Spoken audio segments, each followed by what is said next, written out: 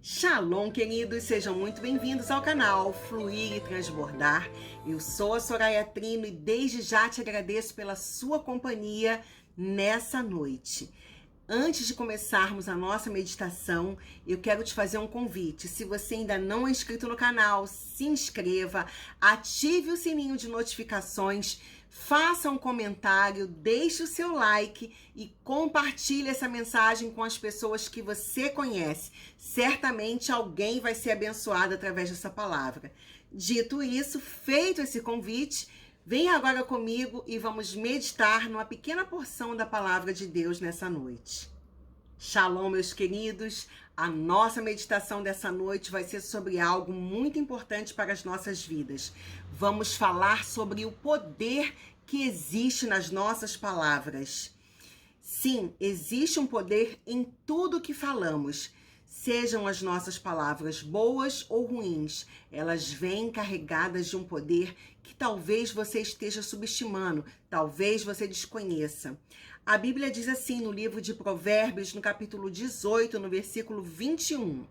Presta bastante atenção. A morte e a vida estão no poder da língua. O que bem a utiliza, come do seu fruto. Quantos de nós temos usado as nossas palavras de forma aleatória, sem pensar no alcance delas, sem pensar o que estamos causando na vida das pessoas que amamos, na vida das pessoas que convivem conosco, simplesmente porque estamos falando sem pensar.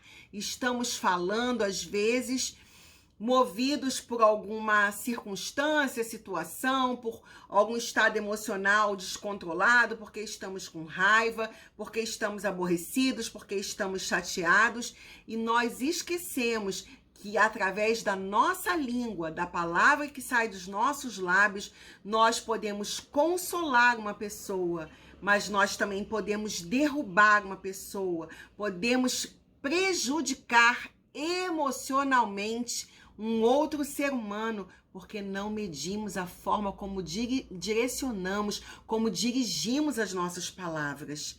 Tudo que sai da nossa boca vem carregado de um peso muito grande, principalmente se a pessoa para quem nós estivermos falando for alguém do nosso convívio íntimo. Se você que é pai, você que é mãe, estiver no momento de aborrecido ou aborrecida, no momento em que você estiver chateado ou com algum problema, ou mesmo com raiva, e você, às vezes, não prestar atenção, você pode direcionar uma palavra ruim, uma palavra até maldita, em cima de um filho seu, em cima de uma filha, em cima de um neto, de uma neta.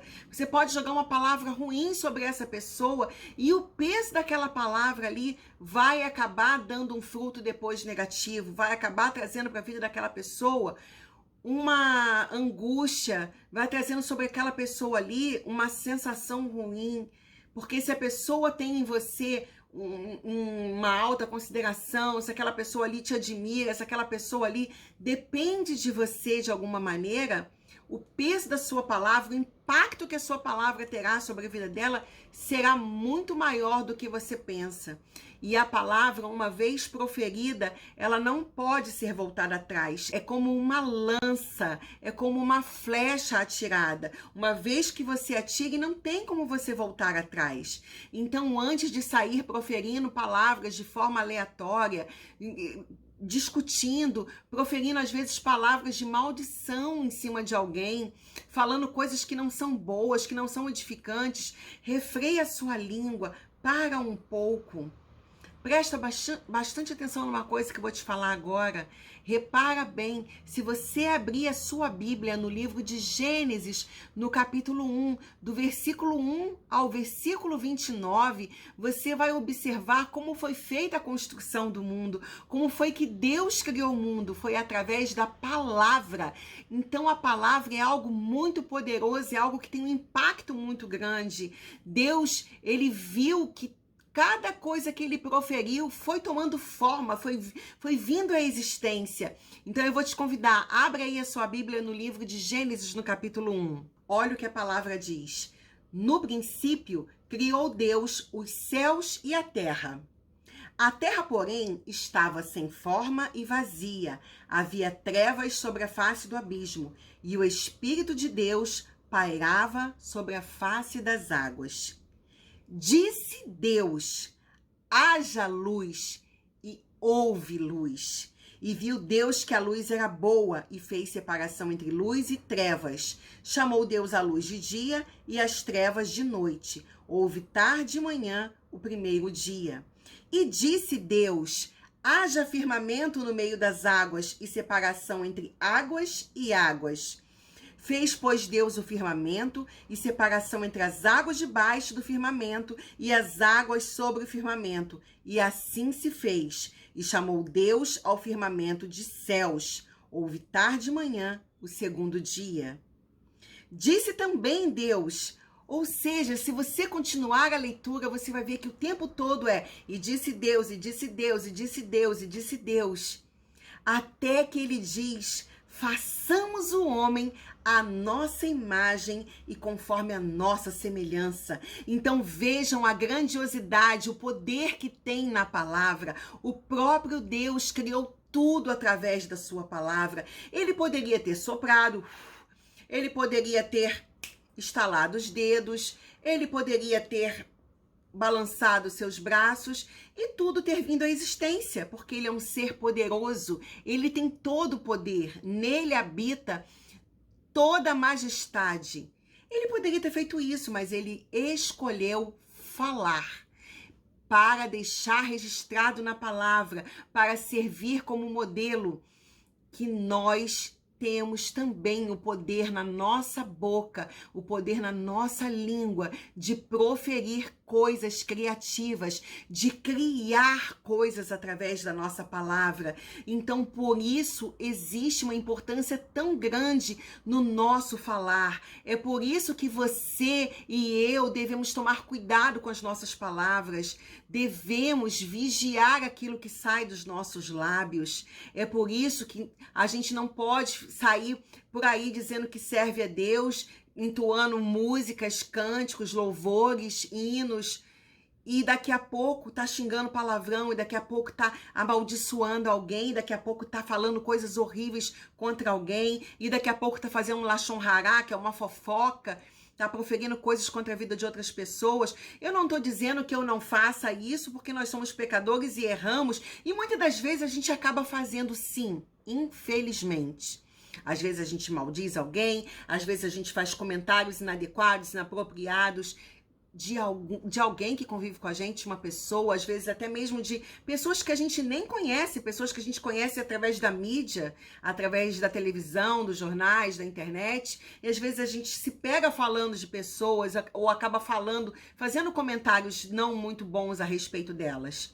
Mas se nós pararmos e refletirmos antes de abrir a nossa boca, se nós lembrarmos que Deus começou tudo através da palavra, a gente vai ter um pouco mais de cuidado quando formos falar de alguém ou com alguém, porque as nossas palavras podem estar carregadas de vida ou carregadas de morte. Vejam o que a palavra de Deus nos fala no livro de Provérbios, no capítulo 10, no versículo 11. Presta bastante atenção. A boca dos justos é manancial de vida, mas na boca dos perversos mora a violência. O que tem habitado nos teus lábios? Vida ou morte? Você tem edificado pessoas, tem consolado, tem tido palavras sábias, ou você tem murmurado, reclamado, falado mal, amaldiçoado? Você está transbordando o que na vida das pessoas que vivem com você, que convivem com você? Para pensar nisso. Existem momentos na nossa vida em que o silêncio é a maior expressão de sabedoria. Falar com o coração irado não faz bem a ninguém. nem a quem está ouvindo e nem a quem está falando.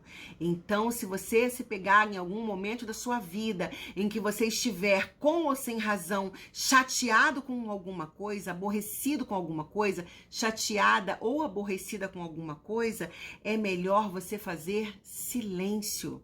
É melhor você pegar um copo, colocar água, botar água na sua boca e contar mentalmente até 10. Até que aquela ira, que aquela raiva passe e que você vá abrir a boca para proferir palavras de forma sábia. Pensa bem numa coisa. Existem muitos relacionamentos, principalmente casamentos, que vêm à ruína quando um dos cônjuges tenta conversar com o outro, tenta se comunicar com o outro e não consegue obter sucesso porque vai falar e acaba falando as coisas certas, mas da forma errada. Muitas das vezes o seu conteúdo tá maravilhoso. O que você quer comunicar, o que você quer dizer é beleza. Realmente aquilo ali você tem razão. Mas a forma como você fala, a forma como você transmite aquilo que você tá querendo expressar, tá tão carregada de um peso de raiva e de palavras que machucam, que ao invés de consertar uma situação e de trazer algo bom para o relacionamento, você acaba piorando as coisas. Então, para pensar como você tem utilizado a sua comunicação dentro do seu casamento com o seu cônjuge. Você, homem, como você tem falado com a sua mulher? Tem falado nos momentos que você tá irado, que você tá chateado, que você chega do seu serviço, às vezes tá com a sua cabeça esgotada de tanto problema, e às vezes vai soltando, jogando tudo em cima dela? Ou você tem esperado com sabedoria? E você, mulher?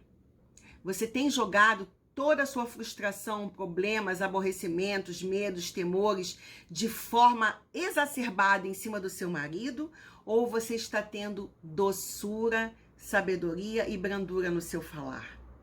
Porque muitas das vezes a pessoa gosta muito de julgar, de jogar a culpa no outro, de dizer que o outro não entende, que o outro não fala direito, que o outro isso, que o outro aquilo, mas às vezes a reação do outro é apenas um reflexo daquilo que você tem iniciado, daquilo que você tem falado. Para pensar como você tem iniciado os seus diálogos. E isso, para quem é casado, para quem mora com o pai, para quem mora com a mãe, para quem mora com o tio, com o avô, com um parente, com um amigo, para quem divide uma vaga. Eu já morei dividindo vaga, já morei em pensionato, já dividi quarto com colegas, né, que trabalhavam, estudavam assim como eu. E olha, muitas das vezes a convivência com uma pessoa conhecida já é difícil, com alguém desconhecido é mais difícil ainda. Então, muitas das vezes eu estava certa, eu tinha algo para transmitir que era realmente fidedigno, eu estava ali dentro da minha razão, mas eu calava. Falava, se eu for falar, eu vou me igualar a essa pessoa. Eu vou estar descendo num nível que eu não tenho essa necessidade. Eu não preciso fazer isso com essa pessoa. É melhor eu me calar e na hora que eu tiver calma, eu vou transmitir aquilo que está aqui dentro, aquilo que eu tenho para falar, mas de uma forma mais branda, mais suave, mais tranquila. E sempre funcionava. Quando a gente vai no calor da emoção, a gente acaba aborrecendo o outro, magoando o outro e acaba trazendo prejuízo para nós mesmos. Nós já estamos quase no final da nossa meditação dessa noite. E eu quero te convidar, vamos continuar meditando na palavra? Abra sua Bíblia no livro de Tiago, no capítulo 3, e olha o que ele fala a respeito da nossa língua, a respeito das nossas palavras. Ele diz assim, meus irmãos, não vos tornei muitos de vós mestres, sabendo que havemos de receber maior juízo. Ou seja, a quem muito é dado, se você ensina, se você está numa posição de autoridade, seja na sua casa, seja dentro do lugar onde você congrega, seja na sua vida profissional, se você ocupa um cargo, uma posição em que você está liderando alguém, ou que você está ali, alguém está sobre a sua responsabilidade, maior será o juízo sobre você, maior será o peso do que você vai fazer. Então, antes de você fazer, antes de você falar, antes de você magoar alguém ou de você prejudicar alguém com suas palavras ou com coisas que você vai dizer, pensa nisso. Porque todos tropeçamos em muitas coisas. Se alguém não tropeça no falar, é perfeito varão, capaz de refrear também todo o corpo. Ora, se pomos freio na boca dos cavalos para nos obedecerem, também lhe dirigimos o corpo inteiro. Não tem quando alguém está, já viram uma pessoa andando a cavalo? Que eles colocam um arreio ali na boca do cavalo e vai puxando e o cavalo para quando a pessoa puxa ali a rédea? Assim é a situação que às vezes a gente se encontra, estamos alterados emocionalmente, estamos nervosos. Para! Fecha a tua boca. E aí sabe o que vai acontecer?